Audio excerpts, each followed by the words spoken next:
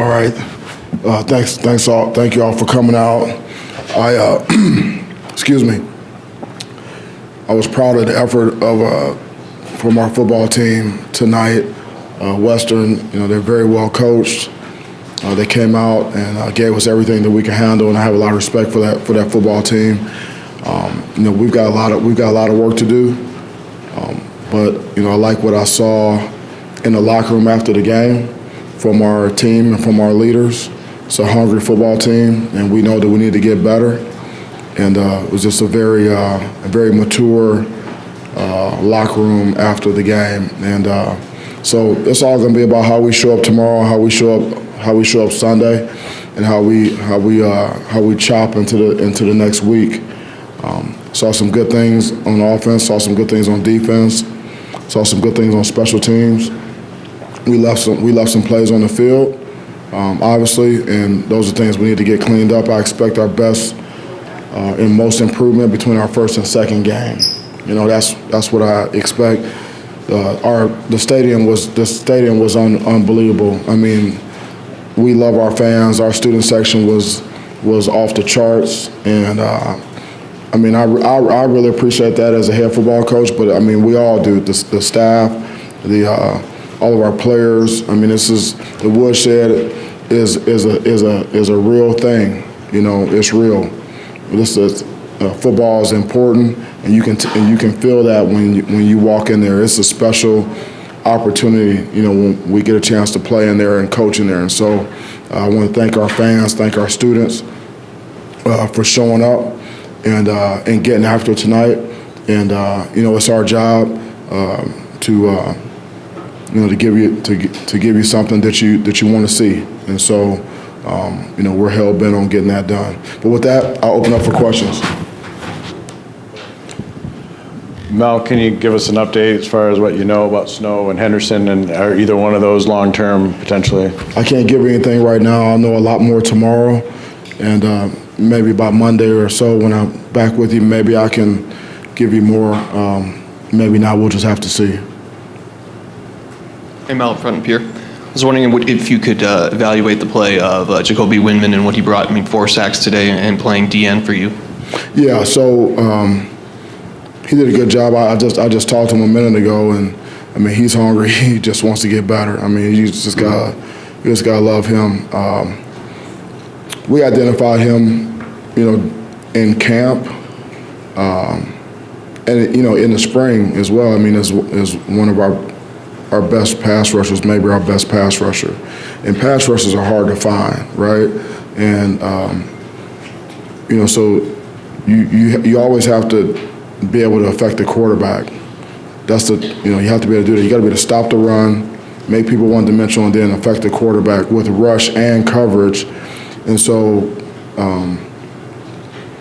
he's playing linebacker for us, and we asked him if he would play defensive end, a couple weeks ago, and he's, anything for the team.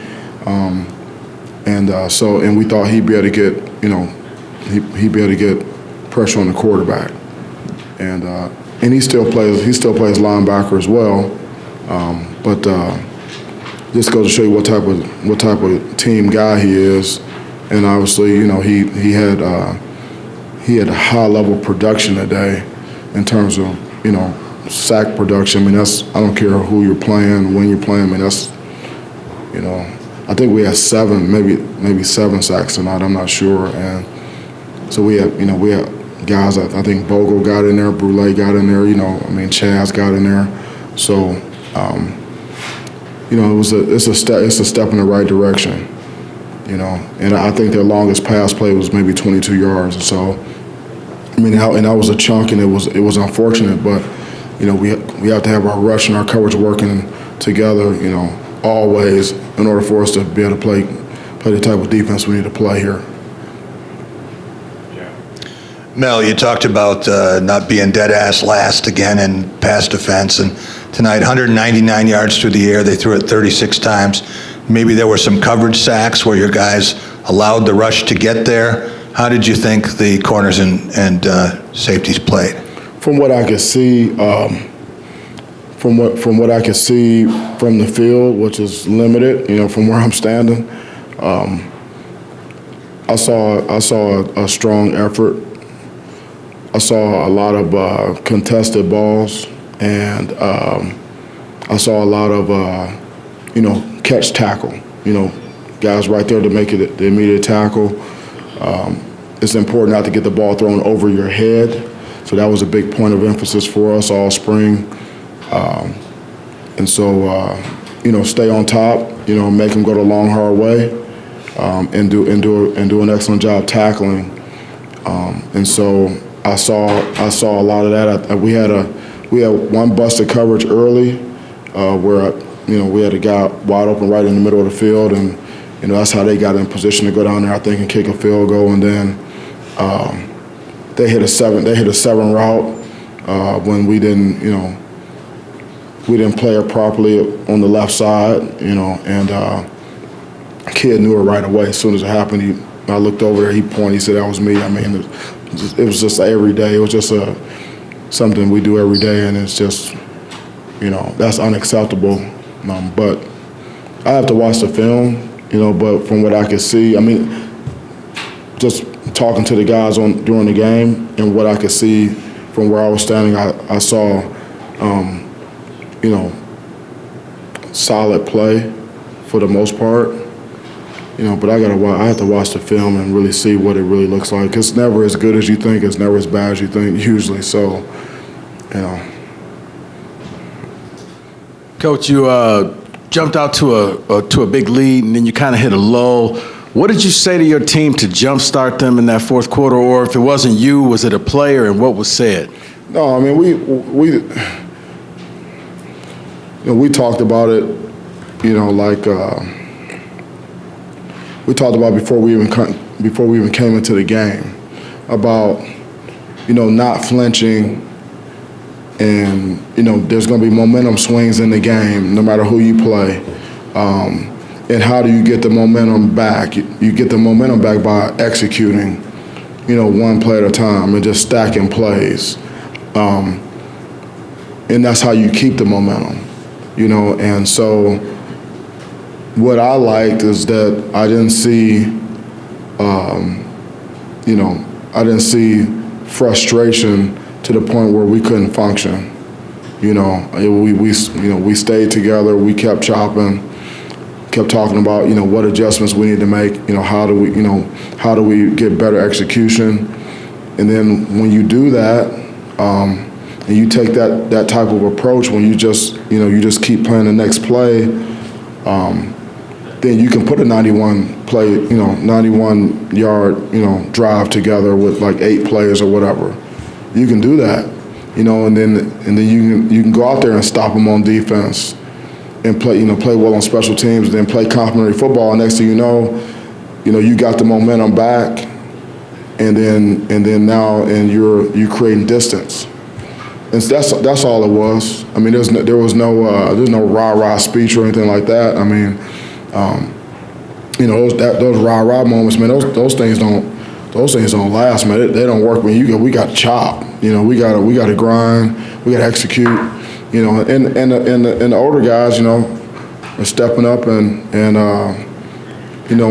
talking. And there was no flinching. There was no one looking around saying, oh, here we go. It was none of that. And so it's just as a coach, when you see things like that, that's like, for me, I'm looking at these guys and they're responding to adversity, which is what you have to be able to do that. It's not always going to be exactly the way you want, and you can't let your frustration, get in the way of executing the next play. And so I thought, coming out game one, at home, and seeing us be able to do that, I was encouraged by that. In the back on this side. So I think it was 5 different players scored touchdowns today. Can you talk about your team's just versatility, and when you have that many playmakers and that much depth, what do you think it does for a team, I guess? Yep. So we have some players, you know, at each position, like on our team. You know, like offensively, we have good quarterback, and then we have some receivers that can win one-on-one. We have some good backs. We have some tight ends that can win one-on-one. And we got some line that has some experience that will fight you in the run game and hold up in pass pro. And, you know, we still need to get better, but we have weapons.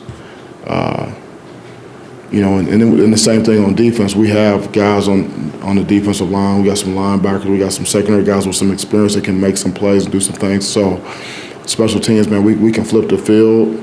You know, we got guys that can go down and cover. They do what they're supposed to do. We can stop people and things like that. So, you know, we have some good players, you know, on the team, and you know, Jay does a good job offensively of, you know, having balance and, you know, getting the ball to players, you know, in situations where they can win one-on-one, you know, and we had some plays early that we just didn't hit, but I mean we had guys open.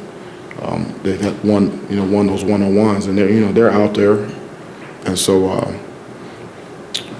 you know, that's a good thing when you have multiple guys that can make plays, and you know, all those guys want the ball. They all want the ball, and they all want touches. They all want targets. But it's a very unselfish football team. I believe these guys understand, like, you know, just do your job. You know, just do your job and play for the team. You know, play team ball, and good things happen for you. All right, we'll go Matt, and Chris, probably to wrap this up. And I was wondering, Peyton said he was disappointed in his performance tonight. I was wondering what you thought of it, and then also Jalen Berger going over 100 in his first game for you.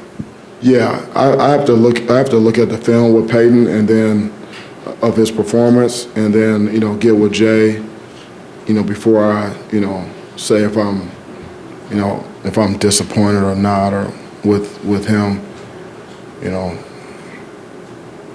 And then Berger, yes, pretty much what we saw in practice. You know, he runs hard, you know, and he's got good vision. He usually falls forward on contact, and you know, he gets out. I mean, he can get out there and make some plays. You know, he's good out of the backfield catching the ball as well, and you know, you see Broussard hit it up in there as well. Mel, we asked you a lot about your kickers during camp, and Jack Stone handled, I believe, every kick for at least PAT's field goals for you tonight. Just what made him the guy to get that opportunity, and do you still see evaluating that position moving forward, or is he the guy, you think? Yeah, I mean, everything is always up for evaluation, you know. So, but you know, we had a competition in camp, and you know, and so he won that competition, you know, based upon, you know, his what he did in practice compared to the other guys, you know. And so sometimes there's not that much difference, you know, but you know, you got to put somebody out there, you know. And so he got the nod, and you know, I saw him. I mean, he's a competitor. He wants to do well, and you know, his leg strength or things like that. I mean, he's got that, you know. So he's shown us that he can get the job done. That's why he's out there. How do you think he responded after the miss? Did you see him on the sideline or anything that you got to see that? Yeah, I mean, he seemed okay. I don't, you know, he's a young player, and he hasn't been here that long, you know, and that's his first time in a game like that. So we have to, you know, we have to just, you know, take it, you know, one rep at a time with him, and you know, and continue to work with him. But you know, he seemed to be able to, you know, go to the next kick, so to speak, and focus on that. You know, and so first game, you know, freshman in the woodshed at night. You know, guys are counting on him. You know, I didn't see him shy away from the moment at all. Got two more, Chris, and then Jim to wrap this up. Mel, I'm wondering, and I know it's going to be one that you're going to have to probably go back and watch the tape with the offensive line, but wondering what Brandon Baldwin did to kind of earn this start at left tackle, and just kind of the philosophy you guys had. It looked like it's maybe about 7 guys, I think, with Horst and Green coming off, and just how they maybe approach the game to kind of get you a balanced offense. Yeah, I mean, Baldwin's worked hard and he's gotten better, and so. We decided that he would play, and we knew we were going to play, 7, 8 guys or whatever, and so that's kind of how it turned out. He's still developing and learning, and Coach Cap does a heck of a job, with that group and developing players, But I mean, we need all those guys. As many guys we can get ready to play. And then we'll just see how it looks, how the film looks, and then how it's going to go next week. But we need as many guys to play as possible. And but the guys that we put out there, we have confidence in them based upon what they do in practice. That's how they get out there in the first place, is what they do in practice. And just as a quick follow with that, I saw Green at both left and right guard, no center. With him, or is he still at the center mix? I noticed he wasn't almost with the QBs. He can play center. Yeah, I mean he's a versatile guy. Yep, he can do that. He's got experience. Yep. Mel, speaking of the offensive line and Berger, it looked like you didn't flinch on 4th and 1 down to the goal line. 4th and 1 on the goal line. Looked like you didn't flinch with that call. No, we needed to punch that one in. So we were able to get that done. So you had belief in that offensive line and Berger too. How did it look like? Of course. Yeah. I mean, we wouldn't go for it if we didn't believe it, that we can get it done. We're out there trying to get it. We're not just hoping or wishing. We believe, we have faith that we can get our pads down, and and no matter what they got in there, and get some movement and push that thing in. I mean, how far do we need to go? Was it a yard? Was it a full yard? Was it a full yard? Yeah, we need to be able to get that down there.